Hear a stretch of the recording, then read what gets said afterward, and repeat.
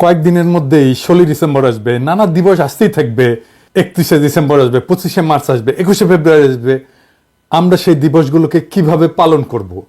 আওয়ামী লীগ আমলে যেভাবে পালন করতাম ঠিক সেইভাবে পালন করব? আওয়ামী লীগের দিবসগুলোকে তাদের রাজনীতির বয়ান তৈরিতে কাজে লাগাইছিল। তাইলে আজকে যখন আমরা এই নতুন বাংলাদেশে এই দিবসগুলোকে পালন করব, তখন আমরা কি সেই আওয়ামী বয়ানের অধীনে থেকে সেই দিবসগুলো পালন করব? প্রশ্নগুলো খুব জরুরি, এর উত্তরগুলো জানার দরকার ছিল, উত্তরগুলো খোঁজার দরকার ছিল আমাদের বর্তমান সরকারের। কিন্তু তারা তো সেটা করবে না। তারা আওয়ামী বয়ান ভাঙার জন্যে, আওয়ামী শাসনের উত্তরাধিকার থেকে বাংলাদেশকে মুক্ত করার জন্য, বিযুক্ত করার জন্য কিছুই করবে না।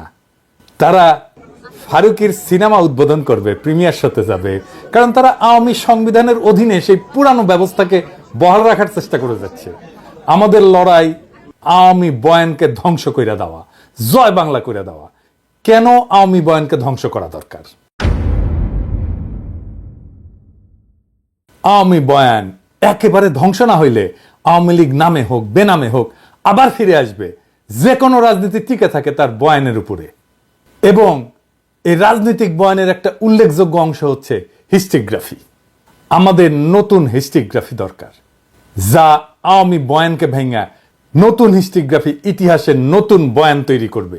সেটাই আগামী দিনের রাজনীতি হয়ে উঠবে।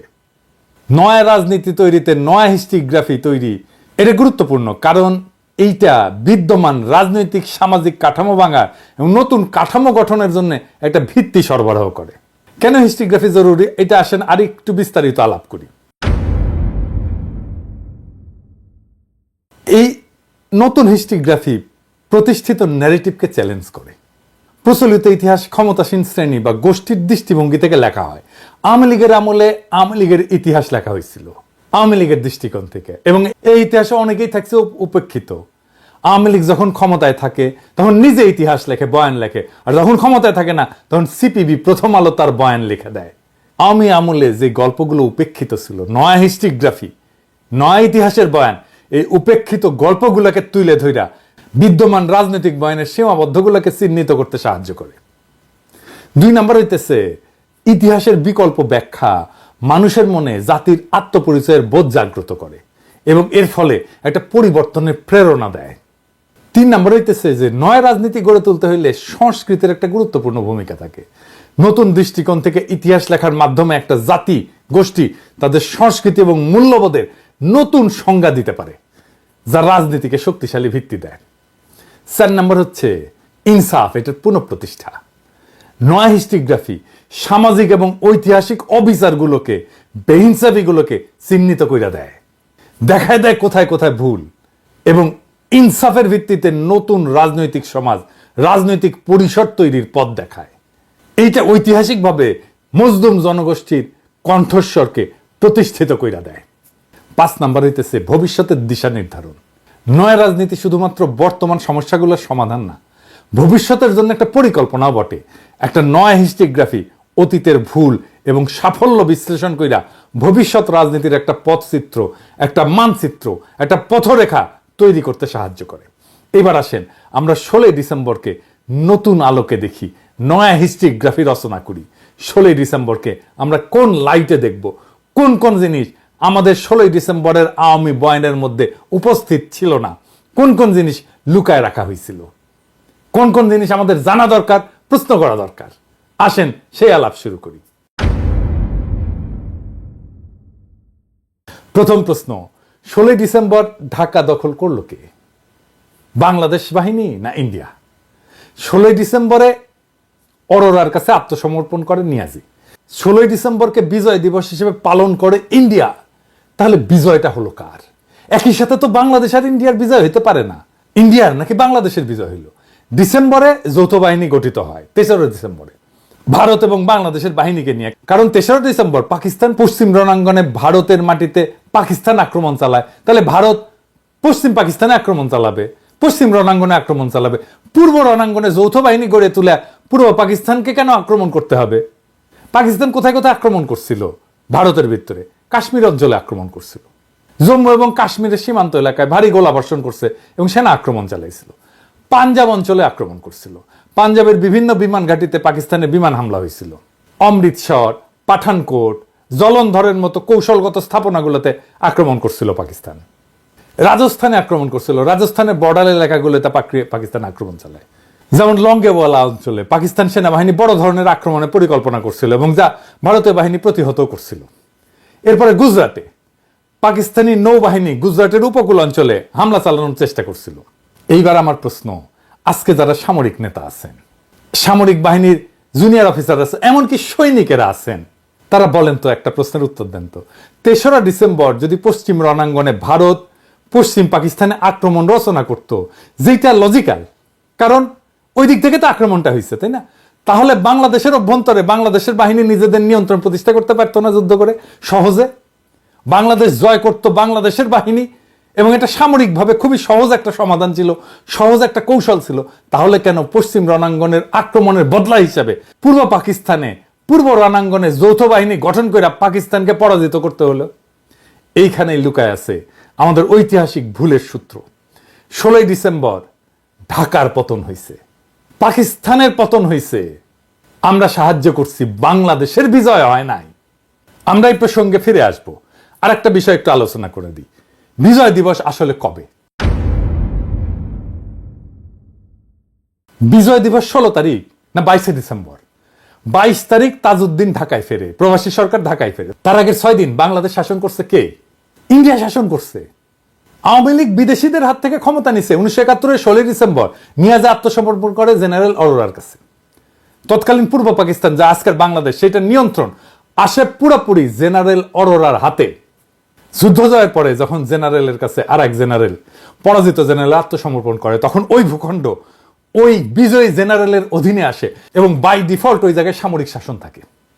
জেনারেল অরোরা বাংলাদেশের প্রথম সামরিক আইন প্রশাসক। 22শে ডিসেম্বর প্রবাসী সরকার দেশে ফিরে দেশের শাসনভার গ্রহণ করে অরোরার কাছে থেকে, মানে ইন্ডিয়ার কাছে থেকে। এখন প্রশ্ন হচ্ছে যে তাজউদ্দিন কেন ইন্ডিয়ারে পারমিশন দিল বাংলাদেশের ভেতরে ঢোকার? বাংলাদেশের বর্ডারে তো পাকিস্তান ইন্ডিয়ারে অ্যাটাক করে নাই, করছিল কি? তো ইন্ডিয়া যে আসলো বাংলাদেশের ভিতরে, পূর্ব পাকিস্তানের ভিতরে, ইন্ডিয়ান আর্মি কি বাংলাদেশ আর্মি সরকারের আন্ডারে যুদ্ধ করতে ঢুকছে? তা তো করে নাই। এবং এই সময়ে ভারতীয় বিমান বাহিনী বাংলাদেশে বড় ধরনের বিমান হামলা চালাইছিল। আপনি এই সংবাদটা দেখেন, 8 ডিসেম্বর প্রকাশিত হয়েছে। 7ই ডিসেম্বরে বোমা বর্ষণের সংবাদ, ঢাকা শহরে নাপাম বোমা মারছিল ইন্ডিয়া বেসামরিক এলাকায়। নাপাম বোমা মারার প্রয়োজন ছিল, তাও সিভিলিয়ান অঞ্চলে। যে নাপাম বোমা ফেলা ভিয়েতনামের মাটিতে আমেরিকা তামা তামা করে দিছিল, সেই ঘৃণিত নাপাম বোমা ঢাকা শহরে ফেলা হয়েছিল বাংলাদেশের মাটিতে। আর একটা প্রশ্ন, 6 ডিসেম্বর তারিখে বাংলাদেশকে স্বাধীন সার্বভৌম দেশ হিসেবে ভারত স্বীকৃতি দিছিল। তাইলে একটা স্বাধীন সার্বভৌম দেশে বোমা বর্ষণের আগে 7 তারিখে পরের দিন ইন্ডিয়া কি প্রবাসী সরকারের পারমিশন নিছিল? নেয় নাই।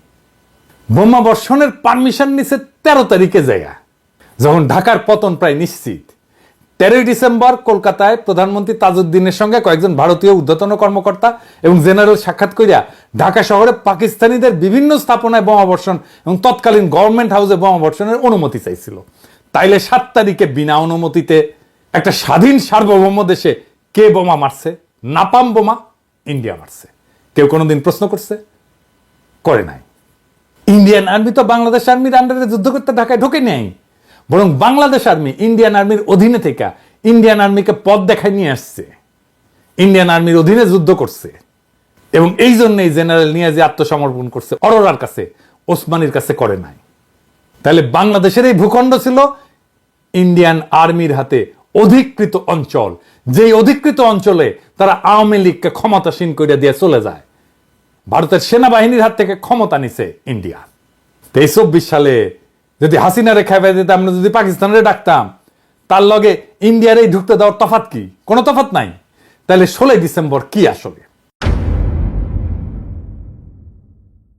16 ডিসেম্বরের পতাকা উড়ানো শুধু একটা দিবসের আনুষ্ঠানিকতা না, এইটা আমাদের ইতিহাসের কেন্দ্রবিন্দুতে থাকা এক গভীর প্রশ্নের জবাব। বিজয়টা আসলে কার ছিল?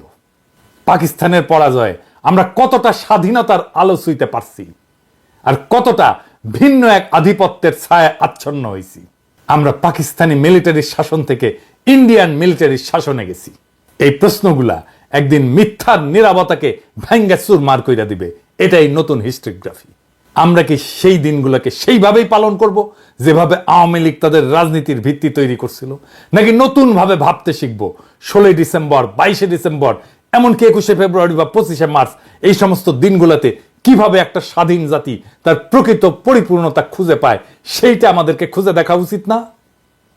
16 ডিসেম্বর একদিকে ভারতের বিজয় দিবস, যা ভারতীয় সামরিক অভিযানের বিজয় গাথা, অন্যদিকে মুক্তিগামী মানুষের সংগ্রামের রক্তে লেখা এক অপূর্ণ গল্প, যেই গল্প পূর্ণতা পায় 22 ডিসেম্বর।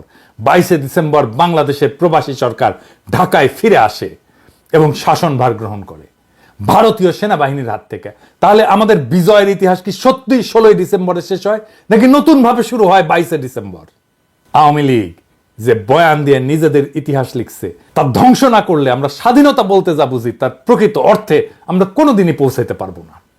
আওয়ামী স্বাধীনতার বয়ান, বিজয়ের বয়ান ভারতীয় সামরিক মিত্রতার চিত্রায়নে বাধা, যেখানে আমাদের আত্মপরিচয় ভিন্ন এক পরাশক্তির দাসত্বে আবদ্ধ। আমাদের কাজ সেই পরাধীন বয়ানকে ভেঙ্গা সত্যিকারের স্বাধীনতার গল্প লেখা, একটা নতুন হিস্ট্রিগ্রাফি যা আমাদের ইতিহাসের প্রত্যেকটা উপেক্ষিত কণ্ঠকে তুলে ধরবে। আমাদের শপথ হোক, আমরা 22 ডিসেম্বর থেকে আমাদের বিজয়ের নতুন অধ্যায় শুরু করব। 22 ডিসেম্বর হবে স্বাধীন বাংলাদেশের অভিষেক। 16 ডিসেম্বর ঢাকার পতন, পাকিস্তানের পতন। 16 ডিসেম্বর বিজয় নয়, বরং 22 ডিসেম্বর হবে সেই দিন যেদিন বাংলাদেশের মাটি তার প্রকৃত শাসক পাইছিল। ইতিহাসের এই পুনর্গঠন হবে সেই বিপ্লবের প্রথম ধাপ, যা আওয়ামী লীগের প্রত্যাবর্তনের পথ চিরতরে রুখা দেবে। আমরা জানি আমাদের সামনে অনেক চ্যালেঞ্জ, কিন্তু আজকের লড়াই শুধু একটা রাজনৈতিক প্রতিদ্বন্দ্বিতা না, এটা একটা ভিন্ন ধরনের শাসন কাঠামো তৈরির প্রশ্ন, নতুন রাষ্ট্র তৈরির প্রশ্ন, নতুন বন্দোবস্ত তৈরির প্রশ্ন। এই শাসন কাঠামো হবে এমন যা ভারতীয় আধিপত্য বা আওয়ামী বয়ানের বেড়াজাল ভেঙ্গা সত্যিকারের মুক্তিকামী রাজনীতির পথ দেখাবে। 24 শহীদের প্রতি আমাদের আজকের শপথ হোক, তাদের অসমাপ্ত বিপ্লবকে আমরা সম্পন্ন করব। আমাদের রক্ত দিয়ে লেখা হবে আর এক নতুন ইতিহাস, নতুন স্বপ্ন। বিপ্লবের সেই বিউগল বাজবে যা একদিন শহীদের কানে পৌঁছাবে। আমরা শহীদদের আহ্বান জানাবো, প্রিয় ভাইয়েরা আমার, প্রিয় শহীদেরা আমার, তোমরা শান্তিতে ঘুমাও। যেই মাটিকে ভালোবাসতে সেই মাটিতে মিশে থেকে সেই মাটিতে কান পেতে থাকো। এই মাটিতে আমরা একদিন না একদিন আবার বিজয়ী হয়ে বিপ্লব বিজয়ের বিউগল ধ্বনি পৌঁছায় দেব। সেই দিনের অপেক্ষায় তোমরা শুধু থেকো। ইনকিলাব জিন্দাবাদ।